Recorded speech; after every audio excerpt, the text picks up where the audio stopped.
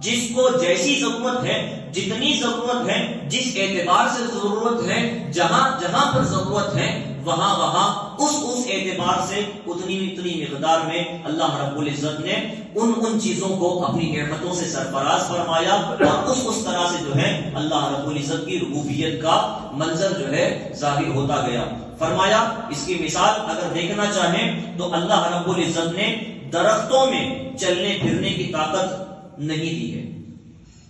درخت ایک جگہ پر ہوتے ہیں،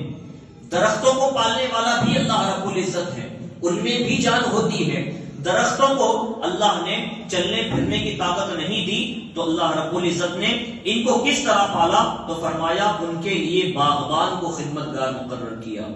باغبان کو ان کے لیے خدمتگار مقرر کیا، جس نے ان کو وہیں پر کھاد پہنچایا، وہیں پر پانی پہنچایا، بادلوں کو اس چیز پر مقرر فرمایا کہ سمندروں سے پانی کو اٹھا کر ان پر برسائے اور ان کے جو پالنے کے لیے پانی کی ضرورت ہے اس کو پوری کرے۔ تو اللہ نے جس کو نقل اور حرکت کی طاقت نہیں دی، اللہ نے جس کو جس جگہ پر مقرر فرمایا کہ وہیں پر پیدا ہونا ہے، وہیں پر ختم ہونا ہے، تو اللہ نے اس کے پالنے کا انتظام اس کے وہی جگہ پر فرمایا، اس طور پر کہ انسانوں میں سے باغبان کو مقرر فرمایا۔ بادلوں کو حکم دیا کہ کیا ہے، وہ سمندروں سے پانی اٹھا کر ان پر اپنا پانی برسائے۔ دھوپ اور سورج کو اس بات کا پابند بنایا کہ ان کو اپنی کرنوں کے ذریعے توانائی دے، ان کو نقل و حرکت کی طاقت نہیں دی تو ان کی غذا اور ان کے پالنے کے تقاضے اللہ نے اسی جگہ پر جو ہے پورے فرما دیے۔ اب یہ درخت کے حوالے سے تھا، پھر فرمایا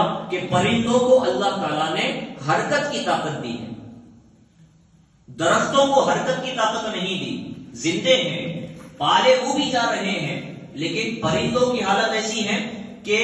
وہ حرکت کے تو طاقت رکھتے ہیں، حرکت کی اللہ رب العزت نے ان میں گنجائش رکھی ہے، لیکن رزق کو کما کر کھانے کی اللہ رب العزت نے ان کو طاقت نہیں دی۔ رزق وہ بھی حاصل کرتے ہیں، لیکن رزق کو کما کر کھانے کی طاقت اللہ رب العزت نے پرندوں کو نہیں دی۔ تو فرمایا پرندوں کو حرکت کی تو طاقت دی ہے، لیکن ان کو رزق کما کر کھانے کی طاقت نہیں دی، لیکن ان کو بھوکا نہیں رکھا، ان کو بھی پالا۔ تو ان کو کس طرح پالا؟ فرمایا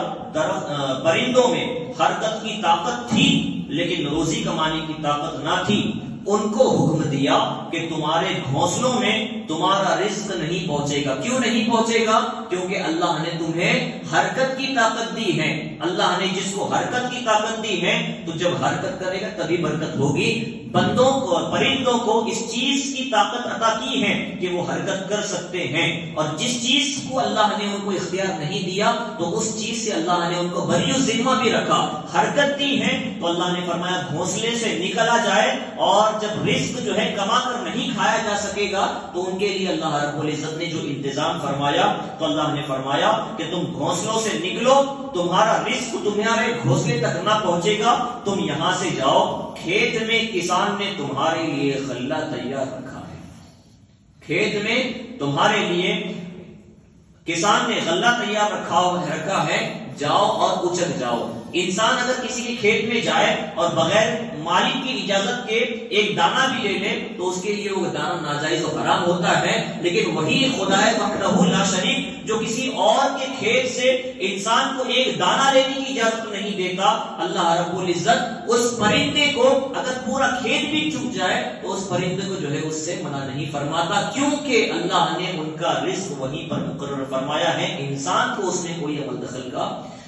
گنجائش نہیں ہے۔ تو فرمایا اللہ نے ہر ایک چیز کو الگ الگ اعتبار سے پرورش فرمائی ہے، جس کو جیسی ضرورت تھی ویسی اللہ نے اس کی پرورش فرمائی۔ درخت کو نقل و حرکت کی گنجائش نہیں تو ان کو ان کی جگہ پر رزق پہنچایا۔ پرندوں کو حرکت کی طاقت دی ہے، روزی کما کر جو ہے وہ اپنا رزق حاصل نہیں کر سکتے، تو اللہ نے ان کو اپنے گھروں سے نکلنے کا حکم دیا، روزی پہنچانا اللہ رب العزت نے اپنے ذمے میں اس طور پر لیا کہ کھیت میں جو ہے کسان کے جا کر وہ خود جو ہے جا کر ڈائریکٹلی اپنا دانا اچک لے، ان کو کسی طرح کی روک ٹوک نہیں ہوگی، کیونکہ اللہ نے ان کی پرورش کا یہ بھی انتظام فرمایا ہے۔ پھر فرمایا